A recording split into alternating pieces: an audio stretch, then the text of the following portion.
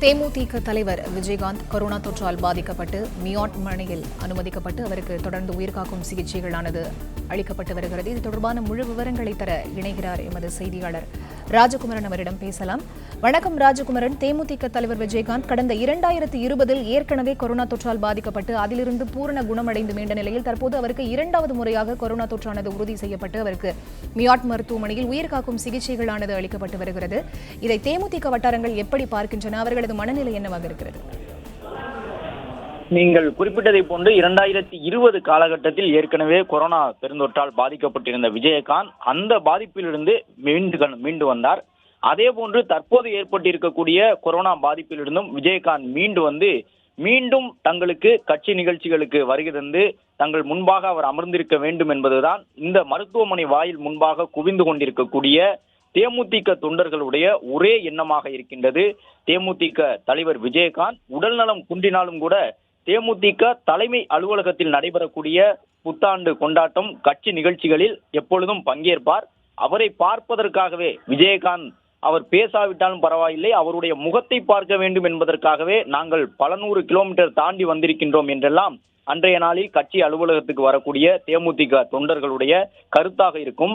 அந்த அடிப்படையில் இந்த முறையும் கொரோனா பாதிப்பிலிருந்து தேமுதிக தலைவர் விஜயகாந்த் மீண்டு வர வேண்டும் என்கின்ற ஒரு வேண்டுதலோடு மியாட் மருத்துவமனைக்கு முன்பாக நூற்றுக்கணக்கான தேமுதிக தொண்டர்கள் வருகை தர தொடங்கி இருக்கின்றார்கள்.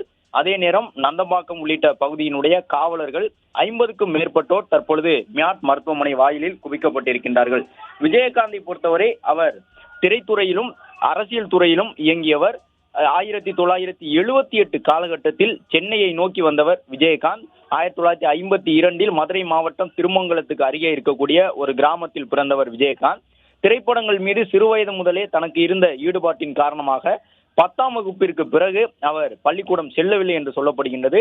அதன் பிறகு திரைப்படங்களுக்கு வர வேண்டும் என்ற ஆசையின் அடிப்படையில் தன்னுடைய உயிர் நண்பனாக இருந்த இப்ராஹிம் என்பவரோடு இணைந்து சென்னைக்கு 1978 காலகட்டத்தில் வந்திருந்தார் விஜயகாந்த். அவர் வந்தவுடன் அவருக்கு கிடைத்த முதல் படம் இனிக்கும் இளமை என்ற படம். ஆனால் அந்த படம் மிகப்பெரிய வெற்றியை பெறவில்லை. தமிழ் திரையுலகில் ஒரு 3ஆம் நிலையிலான திரைத்துறை நட்சத்திரமாகவே விஜயகாந்தை பார்த்து வந்தார்கள். ஆனால் அவருடைய நண்பர்கள், குறிப்பாக தயாரிப்பாளராக பின்னாட்களில் தமிழ் திரையுலகில் சிறந்து விளங்கிய இப்ராஹிம் ராவுத்தர் உள்ளிட்டவர்கள் விஜயகாந்துக்கென ஒரு நல்ல திரைப்படம் கிடைக்கும், அதன் மூலமாக ஒட்டுமொத்த தமிழ் திரையுலகையும் விஜயகாந்த் கட்டி ஆழ்வார் என்று கருதினார்கள். அதன் அடிப்படையில் விஜயகாந்துக்கான ஒரு நல்ல படத்திற்காக காத்திருந்தார்கள். அப்படி கிடைத்த படம் தான் விஜயகாந்துக்கென உழவன் மகன் திரைப்படத்திற்கு முன்பாக அவருக்கு அமைந்த ஊமை விழிகள் திரைப்படம். சில திரைப்பட கல்லூரி மாணவர்கள் இணைந்து விஜயகாந்தை வந்து பார்க்கின்றார்கள். ரஜினி, கமல் போன்ற நடிகர்களுடைய கால்ஷீட் கிடைப்பதெல்லாம் அப்பொழுது மிகப்பெரிய குதிரை கொம்பாக இருந்த காலகட்டம். அவர்களுக்கு அதிகப்படியான தொகை கொடுத்துதான் ரஜினி, கமல் போன்ற மிகப்பெரிய நடிகர்களை நடிக்க வைக்க முடியும். இந்த நிலையில் தான் நாம் குறிப்பிட்டபடி 3வது நிலையில் நடிகராக இருந்த விஜயகாந்த் அவர்களை அணுகி அந்த படத்தில் நடித்து கொடுக்க வேண்டும் என்று திரைப்பட கல்லூரி மாணவர்கள் கேட்கின்றார்கள். என்றாலும் அந்த ஊமை விழிகள் திரைப்படத்தை பொறுத்தவரை விஜயகாந்துக்கு பெரிய அளவில் கேரக்டர்கள் இல்லை என்பதால் அதில் சில மெருகூட்டல்களை செய்து அந்த திரைப்படத்தில் நடிப்பதற்கு வாய்ப்பு வாங்கி கொடுத்தார்கள். அதன் பிறகு ஊமை விழிகளை தொடர்ந்து உழவன் மகன் உள்ளிட்ட திரைப்படங்கள் விஜயகாந்துக்கு மிகப்பெரிய வெற்றியை பெற்றுக் கொடுத்தன. தமிழ் திரையுலகில் விஜயகாந்த் ஒரு முன்னணி நட்சத்திரமாக வந்த பிறகு தமிழ் திரையுலகில் பல மாற்றங்களை செய்தவர் விஜயகாந்த்.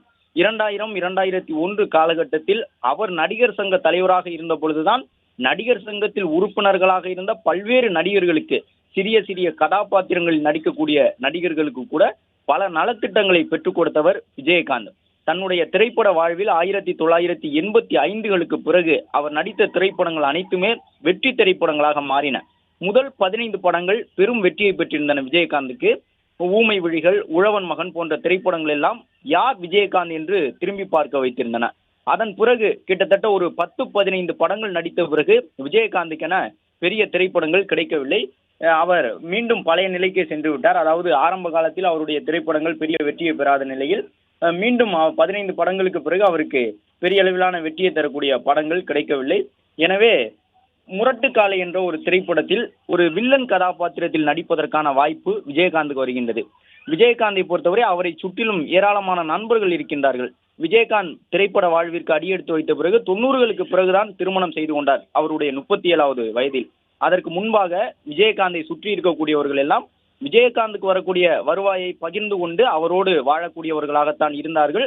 அவர்கள் அனைவருமே பின்னாட்களில் மிகப்பெரிய தயாரிப்பாளர்களாக, சிறிய நடிகர்களாகவும் திரைப்பட துறையில் நிலைநிறுத்திக் கொண்டார்கள்.